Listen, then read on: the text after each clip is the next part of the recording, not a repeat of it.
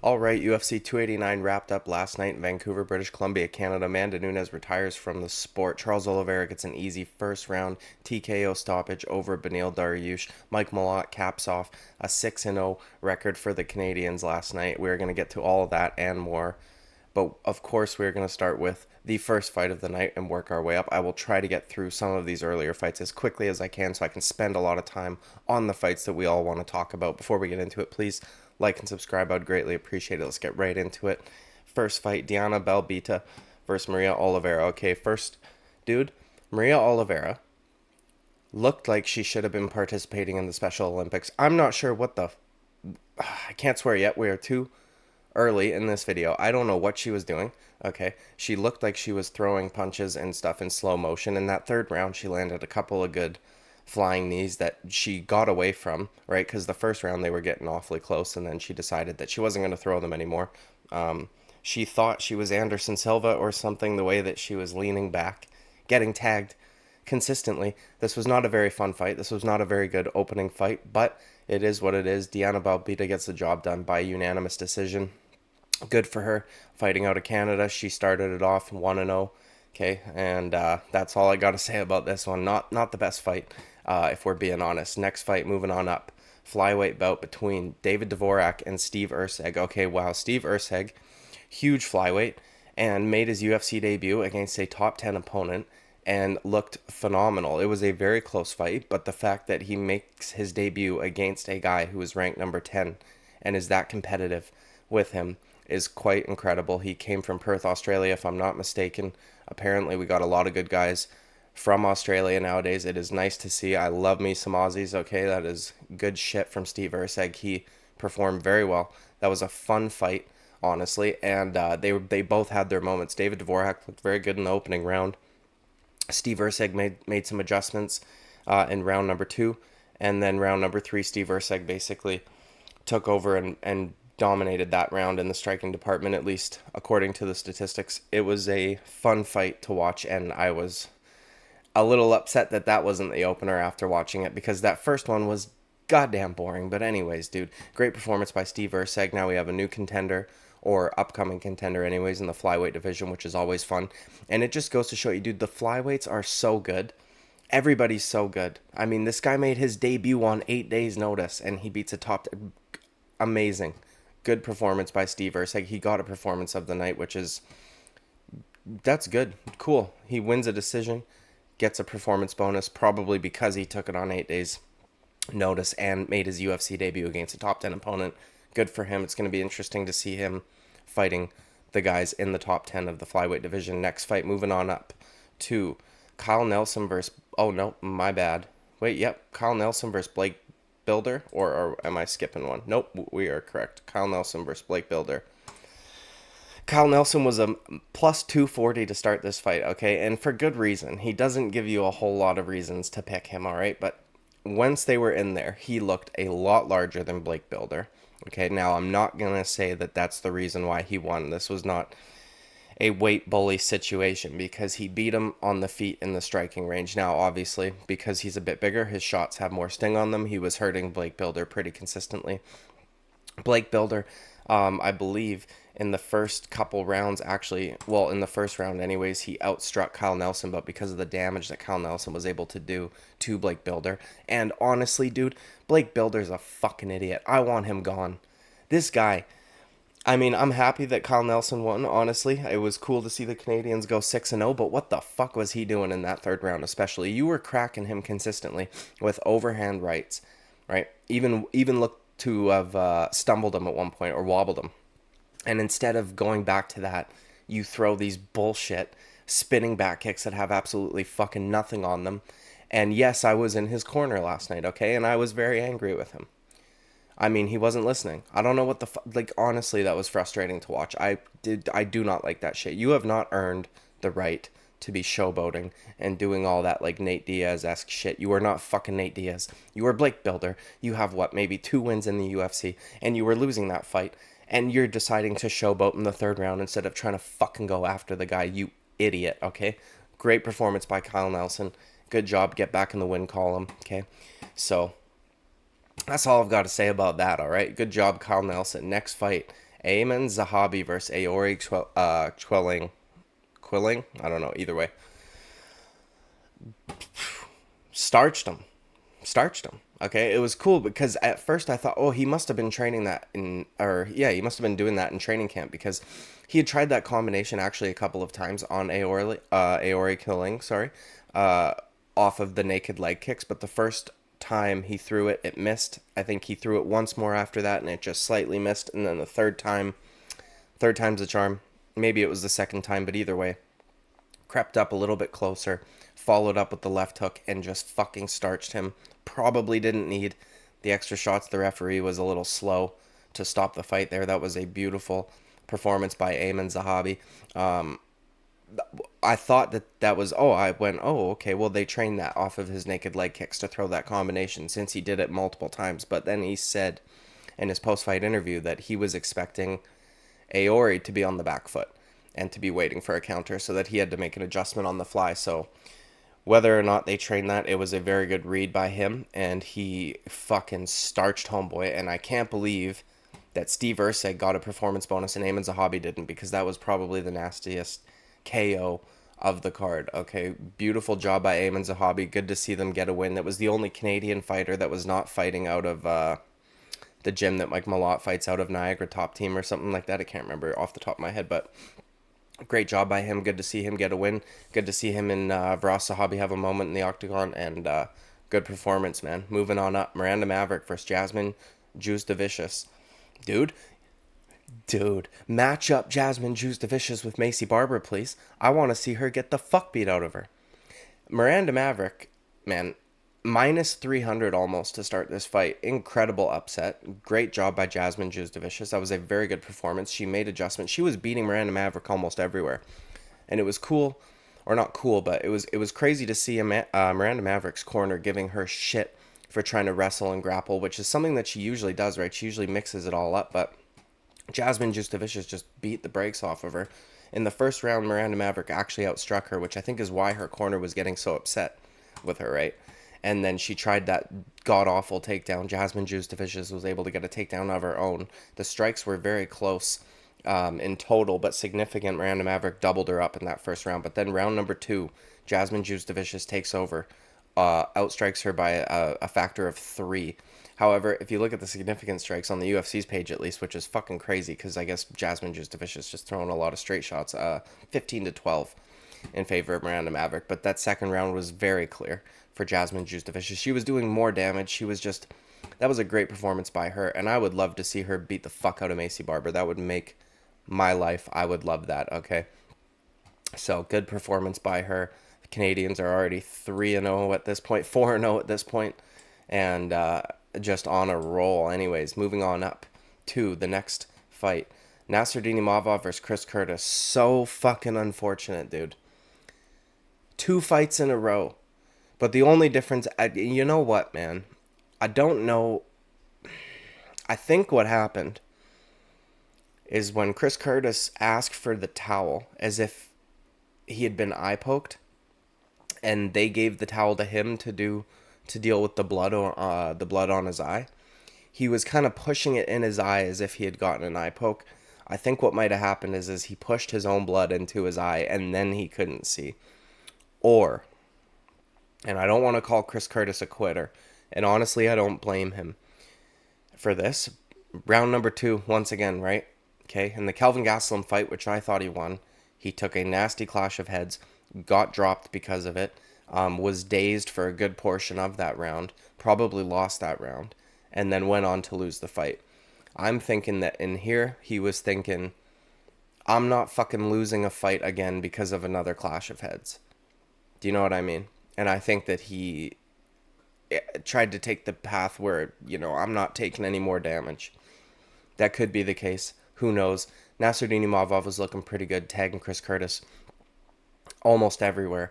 Chris Curtis was having trouble finding his range, it seems. There was a couple times where he was able to land decent shots on Nassourdine Imavov, but he hadn't quite found his rhythm yet. It was a very unfortunate ending to a fight that probably would have ended up being a fucking banger.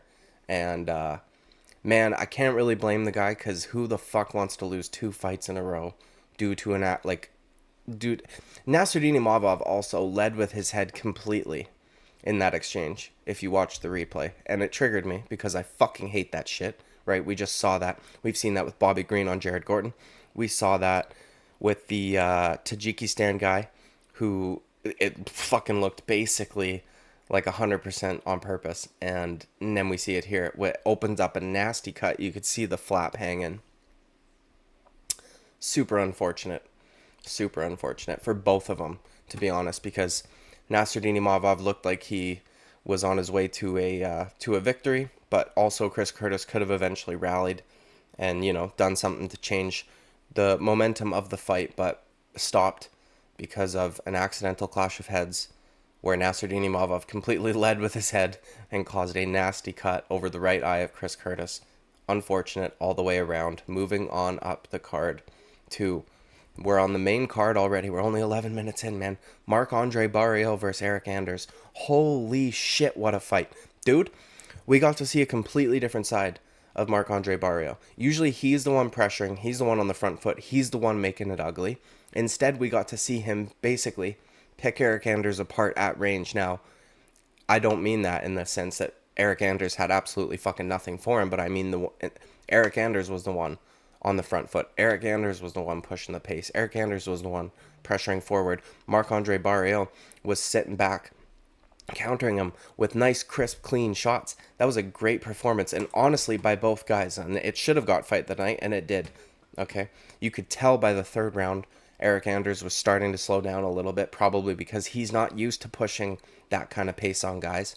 And Marc-Andre Barriault was still there to keep going because he'll do that all fucking night. First round was super close in terms of strikes, but obviously Marc-Andre Barriault got that knockdown, so that round went to him. Second round, dude, 24-24 on significant strikes. Eric Anders getting one takedown. Very close once again. Even the significant strikes were 24-24, same as the totals. Round number 3, though, Marc-Andre Barriault kind of took over. 42-25 total strikes, 41-22 in terms of significant strikes, and he just, dude, the kick, don't know what my throat was doing there. The kick to the body he continuously threw was beautiful. His counter shots on the, like, with his hands, beautiful. That was a great performance by Marc-Andre Barriault. And dude, Eric Anders looked good also. That was a great fight. Eric Anders looked phenomenal, and that was a great effort by him. And honestly, it was like some of the best I've ever seen him look. And while he got the loss, I think that there's a lot of good to take away from that fight and his performance overall. That was fucking phenomenal, dude. That was phenomenal, honestly. Anyways, moving on up to the worst upset of the night for me. The thing that had me sad going into the feature fight. Dan Ige, unanimous decision over Nate Landwehr, over 3 rounds. Nate Landwehr was an underdog pick of mine. I was hoping he could get the job done. He was a pretty decent sized underdog. And to be honest, he had some moments, right? Like, at the end of that fight, Dan Ige's face looked pretty fucking beat up. But the power of Dan Ige prevailed once more. He was able to hurt Nate Landwehr, whereas Nate Landwehr wasn't really able to hurt Dan Ige. He was able to damage the face of him, no doubt, but Dan Ige, Hawaiian, tough as fucking nails, you know, and dude, Nate Landwehr's a beast, though. Just continuously kept coming, made that final round extremely fucking close. Every time he got hurt, it was Dominic Cruz-esque. Okay, does anybody remember the way that Dominic Cruz would get back up after getting dropped or hurt or rocked or whatever, dude? A good example is the Cody Garbrandt fight. The guy's a fucking zombie. He just pops back up almost instantly. There's not even like a split second to think about it. Nate Landwehr, much the same. It was a great fight, great performance by Dan Ige. His boxing looked very good, very clean, right? His defense maybe needs a little bit of working on, but because he's got such a good chin, didn't fucking matter. You could tell the size difference in their arms when you look at them. Like I know that when you're throwing a good punch, especially in boxing, you're not just using your arms, you're using your whole body. But if you just stand them side by side, Nate Landwehr's forearm looked like, Dan Ige's forearm looked like Nate Landwehr's bicep. Dan Ige is just a very fucking compact individual. That was a good fight. And honestly, Nate Landwehr, showed that he is maybe not up there at the top of the division, but he, Dan Igue's fought and had very close fights with some extremely talented guys in the featherweight division. Nate Landwehr showed that he belongs at least not at the very bottom of that division, not just as a, fun fucking whatever fighter. It was good performance. He had quite a bit of success, and Dan Ige just had a bit more. Great fight. It's crazy that they weren't able to get fight of the night because Marc-Andre Barriault and Eric Anders did. That was probably a tough decision from whoever made it, whether it was Dana or the matchmakers or whoever. Moving on up, Mike Malott versus Adam Fugitt. Mike Malott takes a full fucking advantage of that opportunity. Feature fight, pay-per-view, 289, Vancouver, British Columbia, Canada, right? Not in his hometown, but in his home country. And my God, did he put on a fucking performance. And what really impressed me the most was, considering all the context, right? Like, we're in Canada. He's the fucking feature bout in a pay-per-view main card. Quite a bit of pressure on him. And he hurts Adam Fugitt with, like, the first strike that he threw. Beautiful kick to the body. Not even to the liver side. I was saying to my wife, I said, Adam Fugitt had a rough fucking weight cut, right? Last one on the scales, just made the limit, 171. Mike Malott was like 169.5 or something. Had no issues making weight. Adam Fugitt seemed to have had a tough weight cut. And I said that to my wife, I hope Mike Malott goes to the body. And he threw that nasty body kick. Hurts him right away. But did not rush things, which I appreciated, because I thought, don't rush in and get clipped with something just because you want that moment so badly. In your home country, again, feature fight, pay-per-view, main card, you don't want to fuck things up because you overrushed it or you rushed it, and he was performed perfectly. Backed off once he realized Fugitt wasn't going away. Pardon me. Continued to pick him apart at range. Continued to throw that body kick. After that one, it was weird. Adam Fugitt seemed to be able to take it better. That first one might have just been a shock to the system. Kind of woken up. Mike Malott drops him with a fucking beautiful right hook, straight left combination. And drops him. Cinches up a nasty guillotine, which I was arm in. And he was in half guard to start it. And then he ends up rolling Fugitt over. Ends up in mount with that nasty guillotine still locked in, and Fugitt is forced to tap. Round number 2, 1 minute, 6 seconds. God damn, dude. Phenomenal. And then the guy can work a fucking microphone also. Incredible performance by Mike Malott all the way around. Good shit from him. And then you see him posting, he posted a video to his Instagram of him in the gym screaming, like, 10 fights, 10 stoppages, 10 whatever, undefeated in the UFC, all this shit. Like, he's visualizing this shit. He knows he's fucking doing it, and he went out there and did it, and it could not have been any better, man. You know what I mean? There was some, not pressure on him, but people kept bringing up the fact that he always gets first round finishes and whether or not this was going to be a first round finish. I'm glad that he didn't rush that in the first round, and he was okay with going to round number 2 and taking his time. Adam Fugitt basically had nothing for him. That was a phenomenal performance. Great job by Mike Malott. Took full fucking advantage of the opportunity. And Canada has a up-and-coming prospect, at least. And a guy who can work a microphone. So star potential, for sure. At least in Canada, right? Because in Canada kind of gets behind their guys. They don't really care where the fuck you're from. As long as you're flying that flag, they will get behind you. And, I shit on my hometown and whatnot leading up to this. Jokes, right? But, obviously there's truth to it. There's truth to all jokes. But something that I don't want to, just forget about is that our fans are fun as fuck. You know what I mean? There's a bunch of countries that have phenomenal fans. Australia has phenomenal fans. Brazil used to have phenomenal fans. They've kind of been getting real cranky and bitchy lately over shit. But UK, phenomenal fans, right? Canada also has phenomenal fans. And if you are Canadian, or if you are like Deanna BELBITA, Romania, who just moved here to train, it doesn't matter. We'll get behind you. And even the first fight of the night, there was quite a few people in that arena. Obviously, it wasn't packed, but they make up for it with volume. Okay, anyways, moving on up. Co-main event. Charles Oliveira versus Beneil Dariush. Holy shit. Crazy to me that Charles Oliveira closed as an underdog. I thought that my Beneil pick was going to be like a slight underdog pick. And, you know, some of the things that I talked about in the Charles Oliveira fight film breakdown were coming to fruition. He was getting hit with a couple shots, right? Lack of head movement. He was throwing nasty knees in that clinch. The grappling situation I talked about in my picks video, how Beneil Dariush I didn't think would have problems with Charles Oliveira on the ground, and that was true also. Like, he was able to control Charles Oliveira pretty well. But dude, we saw something new from Charles Oliveira, which I loved. Okay, we talked about this in the fight film breakdown. He is good all the way in or all the way out. In the pocket is when he kind of gets in trouble, and it's because he doesn't have any head movement or a lack of head movement. He does move his head sometimes, obviously, but we saw some. Now I'm wondering if he didn't want to get taken down by Beneil Dariush, if he didn't want there to be that much grappling, because he ended up being the one that went for a takedown and pulled Beneil Dariush on top of him. Beneil Dariush has phenomenal takedown defense. We saw that against Mateus Gamrot, and he was able to make that takedown not work whatsoever for Charles Oliveira, ended up on top. But when they were at range, Charles Oliveira wasn't really throwing his kicks up the middle the way that he was.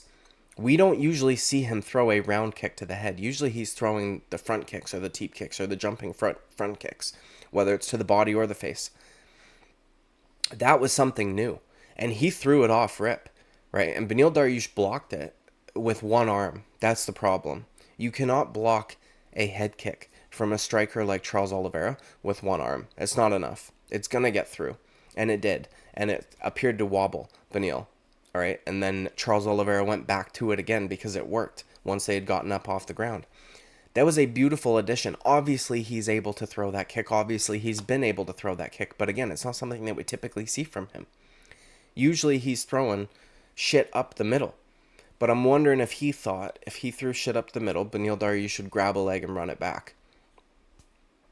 Or if he just knew that Beneil might be susceptible to shots from that side or what happened. But I am so glad he threw that, because while obviously, as I just said, he knows how to throw that kick. Obviously, he's known how to throw that kick, but it wasn't something that we've seen him use, right? We just watched together in the fight film breakdown video, Chandler, Gaethje, Poirier, all those fights. He didn't throw round kicks to the head. Everything was up the middle. And I love to see that. I love to see it because it was an adjustment. He was on fucking fire. And then to top it off, the motherfucker comes out there speaking English. Are you kidding me? Right? His star power was already massive. And that was with zero English. All Portuguese. All translated. Now, to be fair, he's got one of the better translators. So that translator does a very good job at, adding emotion in. So whatever emotion Charles Oliveira is speaking with in Portuguese, that guy will translate that with English. But considering he probably only knows a few words and he probably rehearsed those few words, right? I could understand it. You know what I mean? The champion has a name and it's Charles Oliveira. I want to know what the fuck Huba means. Huba. I tried to look it up on Google Translate, but I was probably spelling it incorrectly. What a fucking performance. First round TKO over Beneil Dariush on an 8-fight win streak, who just beat a guy in Mateus Gamrot, like, very convincingly, pretty dominantly. Looked to be, what would have been a very good challenge, hard challenge for Islam Makhachev, considering his incredible grappling prowess, his incredible takedown defense, his wildness on the feet. None of that fucking matters. And then Charles Oliveira, to be even more gangster, goes, I'll fight him in his fucking hometown, basically saying, put me on that Abu Dhabi card for October. And I fucking hope that they do, man. Because I would love to see a rematch. I don't care that Islam Makhachev finished him. I don't care that it was early on. That's the way Charles Oliveira fights. He is going to finish you or he will be finished. And that's why we fucking love him. I talked about this in my fight film breakdown. This is why everybody loves Charles Oliveira. He is so intense, and he is the embodiment of what a fighter is. He is not going out there to point fight you. He is going out there to fuck you up. And it doesn't matter if he gets fucked up in the process. And he looked incredibly sharp on the feet. And I would love to see that version against Islam Makhachev. I'm not saying that he's some new evolved fighter, right? But that bounce back victory over Beneil Dariush is impressive as fucking all get out, dude. And Beneil Dariush was a guy that, like, the superstars didn't want to fight it. Or, I say superstars, but in all honesty, Charles Oliveira is a bigger star than any of the other fucking lightweights, in my opinion anyways. But when I say that, I'm talking about the American superstars. Chandler, Gaethje, Poirier. Poirier flat out said, no, let him fight fucking whoever and he can fight for the title next. I want to fight this guy. You know what I mean? Like, he didn't want to fight him. And Charles Oliveira goes out there and finishes him in the first fucking round. Are you kidding me, dude? Hooba. I don't know what it means, but I'll just keep saying it. Hooba. It's new. Usually they go boha. But it was hooba. Yeah, who is the champion? The crowd goes fucking nuts, dude. Charles Oliveira, are you kidding me? I love that man. And as of right now, he is the greatest lightweight of all time. Fuck Khabib Nurmagomedov. Charles Oliveira, right now, is the greatest lightweight of all time. His resume is better than Khabib's. The way that he finishes these guys is better than Khabib. I don't care if he never fucking lost a fight. I don't give a shit, dude. I don't care. Okay? So, greatest lightweight of all time, Charles Oliveira. The champion has a name. Book it. Abu Dhabi. Islam Makhachev versus Charles Oliveira 2. Fucking book it, UFC. And if they don't, goddamn, dude, I will be very disappointed. I don't care who wins between Dustin Poirier and Justin Gaethje. I don't care if it's an incredible performance on either end. I want Charles Oliveira versus Islam Makhachev 2. And that's final. Okay? Moving on up. Main event. Amanda Nunes versus Irene Aldana. Fuck off. Women's main events? No, thank you. No, thank you. Again, I know Charles Oliveira and Beneil Dariush only lasted a round because I was saying this to my wife last night. I said, this is why I don't want women's main events. And she said, yeah, I was falling asleep. And I said, yeah, I know, okay? I know you were. And I don't blame you because it fucking sucked. I'm sorry, dude. I would have rather Charles Oliveira and Beneil Dariush had 5 rounds if they needed it. I don't care that it was finished in a round. After round number 3, I didn't need to see any more from Irene Aldana or Amanda Nunes, okay? GOAT retires, or whatever, dude. Amanda Nunes retires from the sport. Good for her. Great career. All that good shit. Okay, Irene Aldana decided she was going to be a combination of Michelle Watterson, Macy Barber, and Rose Namajunas all in one package, which spells for, or it's a recipe for disaster in the main event of a pay-per-view spot. For the first 5 minutes, I was being a lot more patient than the commentators. After like a minute and a half, maybe, the commentators were getting on Irene Aldana about not throwing anything. And I thought, you fucking idiots. It's the first round. Amanda Nunes is fresh. She's being very defensively sound. A lot of the punches that Amanda Nunes were landing, were not being landed because Irene Aldana had such a tight guard. And when Amanda Nunes would throw something in the middle of that, she would just go like this. And it would just get misdirected. Tons of those shots were not landing, but the commentary, you wouldn't know that if you just listen to commentary. I was thinking to myself, Irene Aldana is waiting for Amanda Nunes' steam to blow off a little bit. And then once she doesn't have so much steam on her punches, and you can tell when she doesn't, because when she stops having steam on her punches, she looks like a completely different lady. And I don't mean that in terms of her fighting. I mean that in terms of her appearance. She literally looks like a different lady. She gets a massive overbite. All you can see is her fucking mouth guard sticking out of her mouth, okay? The sweat makes her look different. She looks less muscular. Literally, she looks like a different woman. And so I was thinking, Irene Aldana is waiting, right? And then that moment in the first round where she cracked her with a beautiful counter right hook and almost wobbled Amanda. She wobbled Amanda. I was about to say almost dropped her, but that might be exaggerating slightly. She wobbled her. Good. I thought, see, Paul Felder, see, Daniel Cormier, she is waiting and going to counter Amanda when she has less power on her, right? And then round number 2 came. And even for a minute and a half in round number 2, I was still being patient because I was like, dude, she doesn't need to throw more if she's planning on getting a finish off of a beautiful counter. She's waiting for Amanda to get overzealous so she can clip her with the clean, crisp boxing that we know she has. And she just went, nah, don't wanna. I'm gonna do this. I'm gonna throw a jab from fucking 10 feet away, like Macy Barber, and I'm gonna not do anything like Rose Namajunas versus Carla Esparza. What the fuck was that, dude? Fire her.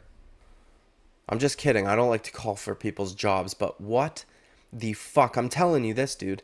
Daniel Cormier was onto something. Now that Amanda Nunes is retired, who gives a fuck about women's bantamweight? And nobody cared about featherweight anyways. They literally kept it open so she could retire a double champion. They will probably get rid of the featherweight division in all likelihood now. Which, thank God, because it should have been long ago. Irene Aldana, you fuck. Hey, what the fuck is she doing? That was actually one of the most infuriating things to watch. Because you've got one opportunity, and now that we know hindsight that Amanda Nunes has retired, you were literally the last girl that could have had the opportunity to beat Amanda Nunes. Your striking is way better than Juliana Peña's, who was able to hurt Amanda Nunes on multiple occasions. Amanda Nunes was cracking you, and you weren't getting dropped, right? You, like, what the fuck? Hey, you could have... This is why it's so frustrating. You saw with that counter right hook that Irene Aldana had the skills to actually beat Amanda Nunes. Not in the grappling department, and maybe Amanda Nunes would have been able to not get like totally knocked down and hurt enough to the point where she could have just shot for a takedown, ended up on top, recovered, and all that good stuff. But that one punch fucking wobbled Amanda Nunes worse than you got wobbled by any of her shots. And in the second, third, fourth, fifth round, when she's got nothing left on them and she starts looking like Juliana Peña, I'm talking about Amanda Nunes here, you do nothing. Nothing. Not a thing. Not a thing. You do not have the same fucking oomph and drive and push that your training partner does. Valentina Shevchenko is scary, or should be to those girls. The head kick KO, I know it was a long time, over Jessica Ai, was fucking brutal. That was brutal. That was more brutal than any of Amanda Nunes' KOs. Brutal. Amanda Nunes has never like stiffened somebody the way that Ngannou did over him. Jessica Ai was like fucking gone for a minute. We lost her for a minute. They had to do fucking whatever, get her back, mouth to mouth, pushing on the chest, all that good shit. CPR. You know what I mean. And Alexa Grasso wasn't fucking scared. She just kept going at her. Irene Aldana was I don't know what the fuck that was, man. But it was very frustrating to watch. And what was, in my opinion, more frustrating, and I don't blame her totally because you're fighting intelligently. She must have known she was going to retire. You want to retire with your belts. You don't want to retire off of a loss. I feel as though Amanda Nunes could have pressed the action a little bit more. Like, you've realized that Irene Aldana is not going to do anything, right? And maybe she was scared of her counters. So that the worst possible thing that could have happened in that fight was Irene Aldana landing that counter right hook in round number 1, because it gave everybody that wanted Irene Aldana to win hope, and it made Amanda Nunes too scared to go for the finish. But what she could have done is probably gone for the finish on the ground. You're a black belt in Brazilian Jiu-Jitsu, and you can wrestle, whereas this chick can't. And you get her to the ground, and you don't pass guard, you don't try to submit her, you don't do any of this shit. Like, what the fuck, bitch? Come on. No more women's main events. That ruined the night for me. It's cool that Amanda Nunes got to retire. It's cool that she fucking... Whatever, dude. Cool. Imagine the high people would have been leaving that arena on if Charles Oliveira was in that main event. People would have been... I literally saw a guy that I know in the crowd yawning in between rounds 3 and 4 of the Amanda Nunes fight. Literally big yawn. And I didn't blame him. Not even a little bit. You know what I mean? After about 6.5 minutes, I was getting pretty fucking irritated with Irene Aldana. Because again, I thought She was waiting for her moment. I thought she was waiting for Amanda to lose some steam, and then I thought she was going to start throwing a little bit more, start countering a little bit more. I thought she would eventually get the timing down, but she just didn't. She didn't do anything. And her corner tried to plead with her multiple times. No doing. Didn't fucking matter. Yeah, it was lackluster, honestly. But Canadian 6-0, good shit. Good to see it. I love it. It's that we're one of these people apparently who love home field advantage, like the UK fighters seem to do really well at home also. And, you know, it is what it is, dude. UFC 289. This has been the review, recap, whatever the fuck you want to call it. Like and subscribe. I would greatly appreciate it. I will see you at the next video. Bye-bye.